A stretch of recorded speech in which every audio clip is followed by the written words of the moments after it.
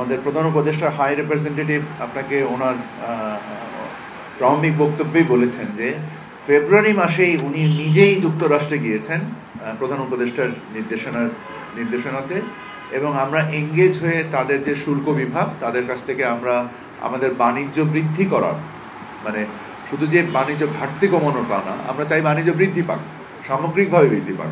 সে বৃদ্ধি পাওয়ার জন্য করণীয় কি করা যেতে পারে উভয় পক্ষেরই। যেমন আমরা আমাদের আমেরিকা থেকে আগে যদি আমরা তুলা ইম্পোর্ট করতাম তাহলে আমাদের দুবার ফুমিগেশনের প্রয়োজন হতো। সো আমরা আমাদের আমদানি নীতি সংশোধন করেছি বাণিজ্য মন্ত্রণালয় থেকে, করে আমরা এবার একবার করে দিয়েছি। সো এর ফলে একটা বাণিজ্য বাধা দূর হয়েছে এবং এর মাধ্যমে বাণিজ্য বৃদ্ধি পাবে। সো আমরা পৃথিবীতে সম্ভবত যখন ডক্টর খলিল প্রধান উপদেষ্টার নির্দেশনায় যুক্তরাষ্ট্রে যান, ওনারা নিজের থেকেই বলেছেন যে তোমরাই প্রথম এসেছো। সো তার মানে আমরা আমাদের সিরিয়াসনেস মানে আমাদের প্রধান উপদেষ্টার নির্দেশনায় যে গুরুত্বভাবে আমরা দেখেছি ব্যাপারটা, অন্য অনেকে আগেই দেখেছি।